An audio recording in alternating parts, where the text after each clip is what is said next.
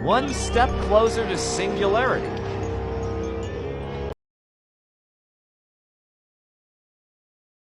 People are freaking out because companies may start using AI to analyze how productive their employees are. Let me show you. Here's an example of the technology being used in a coffee shop. So it looks like here you can see how many cups each employee has made during their shift. And of course, everyone's favorite in the video is Olga here. Olga didn't give a f. She's only made 3 cups all day, while Anna over here has made 20. Olga needs to get the lead out of her ass. So of course this has people freaking out. This is a violation of workers' rights. This is straight out of 1984! Can AI make me a girlfriend? Oh, but it's not just analyzing productivity. Here it is analyzing employees, making sure they're all wearing their face masks thoroughly. Why? Why are you doing this to minimum wage workers? Why don't you go make an AI that tracks how underpaid they all are? So I saw these videos and I got a little nervous too. This feels a little invasive, a little stalkery, a little Joe Goldberg. But I looked into it and the company's developing the technology. It doesn't seem to be in use yet. So everyone's safe for now. All the lazy workers can chill. By the way, this company's called Chooch. Great name. Did AI also name the company? What the hell is a Chooch? That's the stupidest name I've ever heard. How are people just now finding out about this? There is in the industry. In the industry. Okay. You know, when you walk around with the fake face and you know. Same for Tyler Perry. See that? This one, you can see this one clear as day. Clear as day.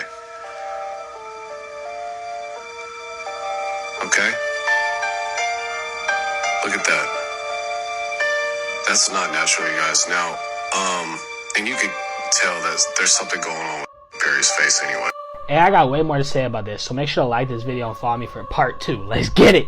People started to call out Bebop's mom, thinking that she was exploiting her child for fame and fortune, especially because Bebop was also very popular on another controversial app called Likey. This app is similar to TikTok, but targeted at younger children of ages 10 to 15. And the deeper people look, the more disturbing things the viewers noticed. Because in almost every video they've made, the background is always the same. Even the furniture and the toys are always in the same place. And if this is not weird enough, there are speakers on the walls and locks on the bedroom doors. At this point, people began to think that Bebop had been kidnapped, but then things got even weirder when BB started to show signs that she was a victim too. When people started to leave comments asking them to leave hints if they were in danger and needed help, the girls started to comply with their requests. Like here, someone asked them to wear blue if they needed help, and they both did it in their next video. In this Skinwalkers, caught on camera. Part 5. Skinwalker disguised as a human. Wait for the end. Can't even watch this. You really believe the Earth's flat? Yes. 100%? Yes. Okay, tell me why. I want to know, like, definitively why you believe that. Number one, the flat Earth actually brought me to God, not the Bible. The first page of Genesis talks about the firmament. Why the Earth is because, Bradley, you've never in your life seen a picture of Mars, Jupiter, Pluto that's not computer generated. You don't think the aliens? Big Bang you don't Theory, think aliens are real? all fake news. Really?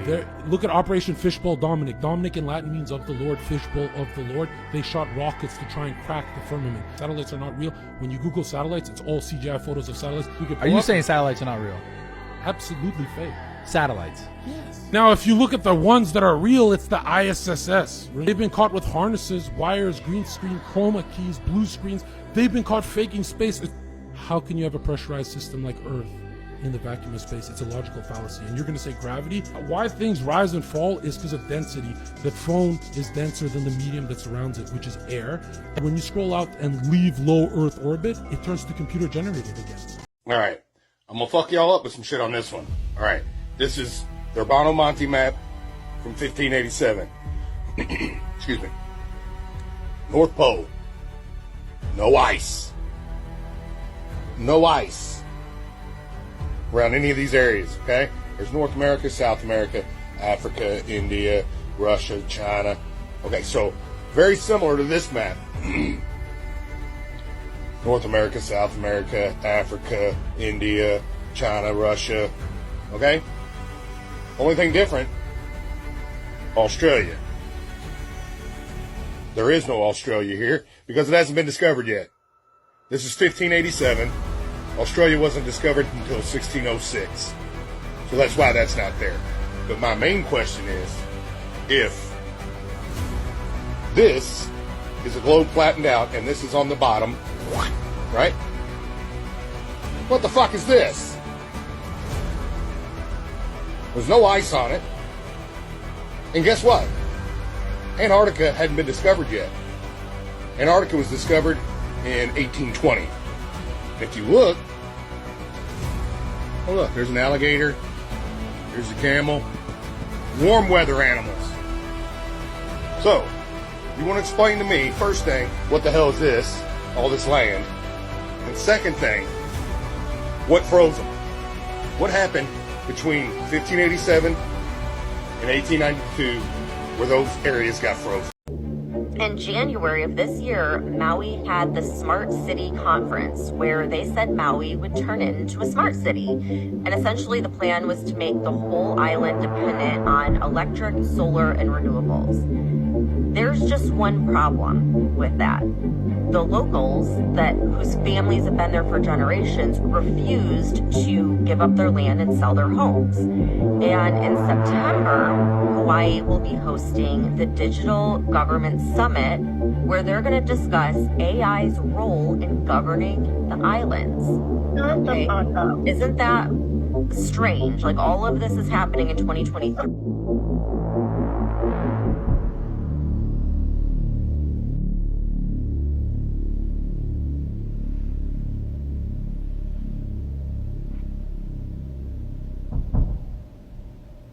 One step closer to singularity.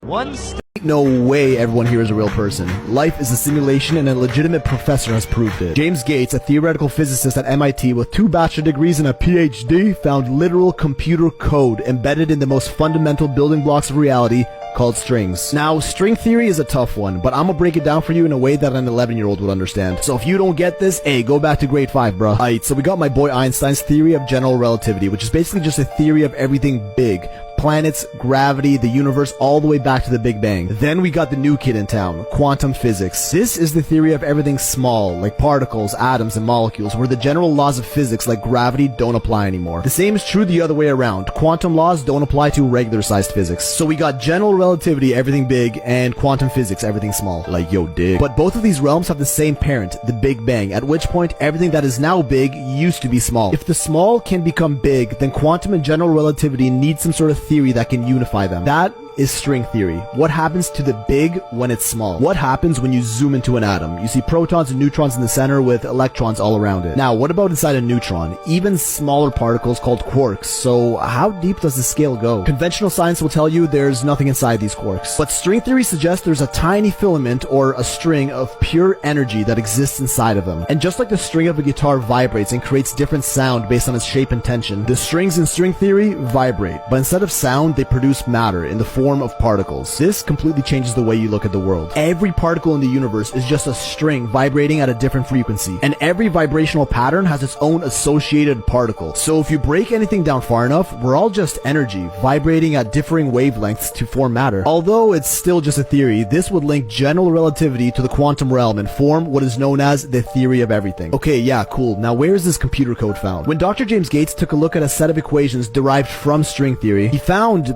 binary code.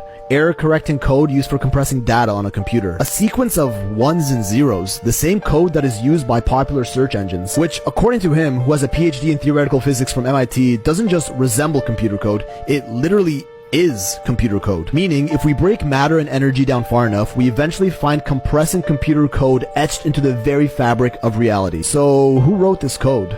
Are we living in, dare I say, a simulation?